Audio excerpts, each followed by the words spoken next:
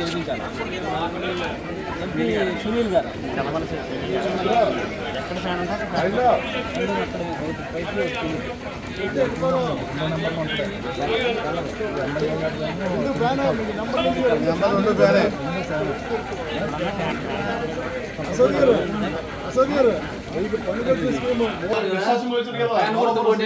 జగన్మోహన్ రెడ్డి గారికి ఓటేయండి.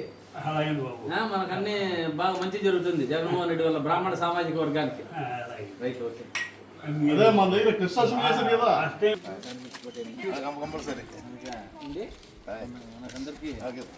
దీనివల్లే మనకు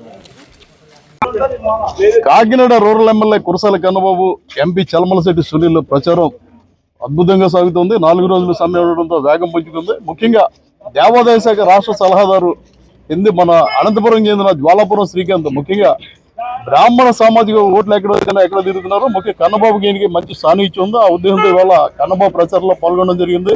జడ్పీటీసీ సూపర్ కావచ్చు, ఎంపీపీ పెంకే శ్రీలక్ష్మి సత్యబాబు, సర్పంచ్ గారు, ఇతర నాయకులు అందరితో కలిపి ఇవాళ ప్రచారం చేయడంతో పాటు వైసీపీ ప్రభుత్వం అధికారంలోకి వస్తే అర్చకులకి పురోహితులకి ఏం చేస్తుంది కొత్త స్కీమ్ ఒకటి పెట్టారో స్కీమ్ ఎవరు అడుగుతున్నారు.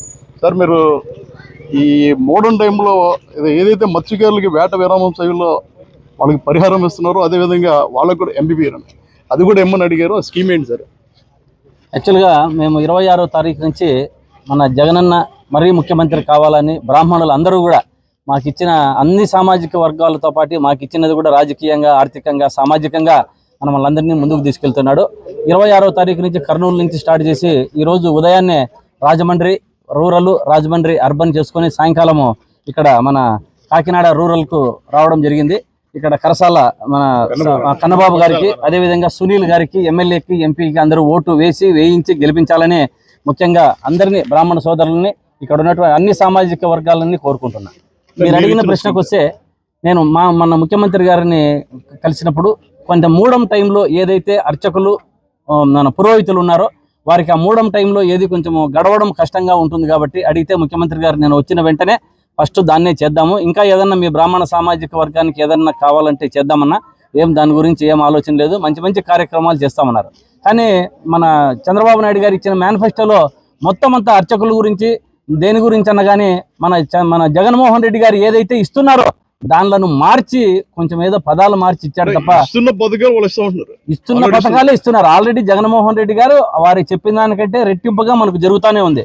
అర్చకులకు మన పురోహితులకు జీతాలు పెంపన్నారు. అర్చకులకు ఆల్రెడీ ABCD గ్రేడ్ మన దేవాలయాలకు 5,000 ఇచ్చేదానికి 10,000, 10,000 ఇచ్చిన దానికి 15,000, 15,000 ఇచ్చే దేవాలయానికి 20,000 కూడా అన్ని వస్తున్నాయి. మినిమం 10,000 చేస్తున్నారు. కాబట్టి ఇప్పుడు ఆల్రెడీ పెరిగాయి. అదేవిధంగా దేవాలయాల్లో ఒక బ్రాహ్మణునికి ఒక దాంట్లో స్థానం కల్పించాలని కమిటీలో అడిగాము. అది కూడా ముఖ్యమంత్రి గారు ఇప్పుడు ఆల్రెడీ ఒక అర్చకుని ఎక్స్ఎఫ్ఐ సభ్యునిగా చేశారు. మరీ పార్టీకి కష్టపడినటువంటి ఒక బ్రాహ్మణుని కూడా మరీ ఒక ఎక్స్ఎఫ్ఐ సభ్యునిగా చేద్దామంటున్నారు. కాబట్టి ఇటువంటి కార్యక్రమాలు విధంగా మీరు జగన్ గారితో మాట్లాడినప్పుడు, సజ్జల రామకృష్ణ గారితో మాట్లాడినప్పుడు కర్మకాండల కోసం భవన్ అడిగారు. అదేవిధంగా అర్చక మన బ్రాహ్మణ కళ్యాణాలకు ఒక భవనం అడిగారు.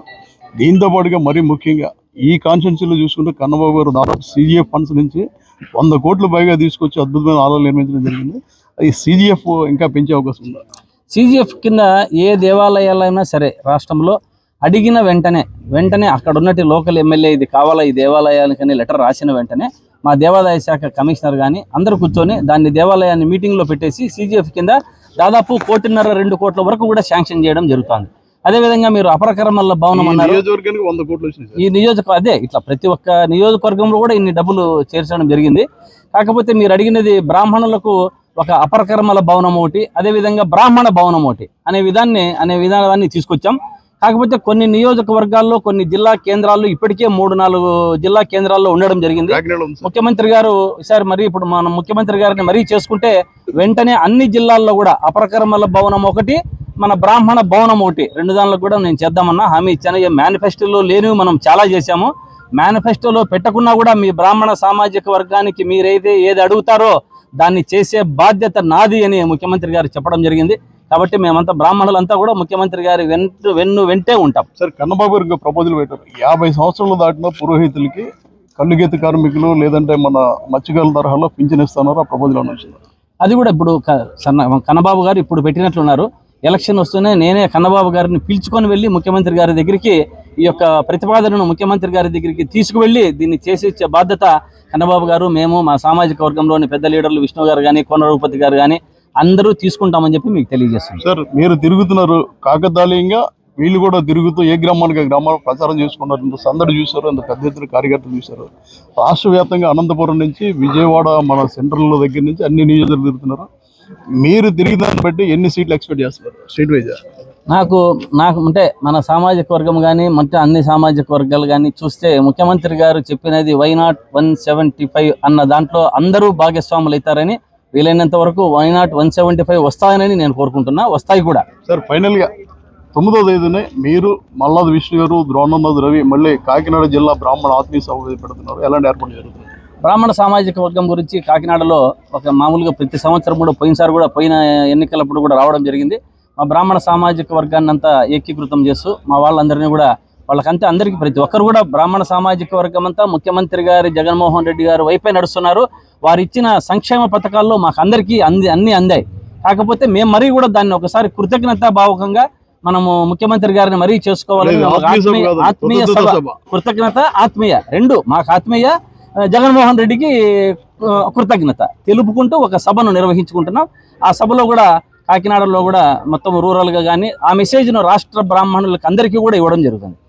రాష్ట్ర వ్యాప్తంగా బ్రాహ్మణ సామాజిక వర్గంతో పాటు అగ్రవర్ణాలు ఏదైతే వయసులో ఉన్నారో కామెడీ బ్రాహ్మణులు పిలుస్తారో వాళ్ళ ప్రచారం కోసం శ్రీకాంత్ తిరగడం జరిగింది. ఖచ్చితంగా 120 నుంచి 150 సీట్ల మధ్యలో మేము సాధిస్తాం. 175 టార్గెట్ అయినప్పటికీ మీరు ఎన్ని ప్రచారాలు చేసుకున్నా, దుష్ప్రచారాలు చేసినా 150 సాధించి తీరుతాం. దీనికి తోడు బ్రాహ్మణ సామాజిక వర్గానికి ముఖ్యమంత్రి చాలా అవకాశాలు ఇచ్చారు. గతంలో 4 టికెట్లు ఇచ్చారు. 2014 కావచ్చు, 19 కావచ్చు, ఈసారి కూడా కోన రఘుపతికి టికెట్ ఇవ్వడం జరిగింది. ప్రభుత్వ సలహాదారులు 6 బ్రాహ్మణులు ఉన్నారంటే బ్రాహ్మణ సామాజిక వర్గానికి మా సీఎం ఎంత వాల్యూ ఇస్తున్నారో శ్రీకాంత్ చెప్పడం జరిగింది. Back to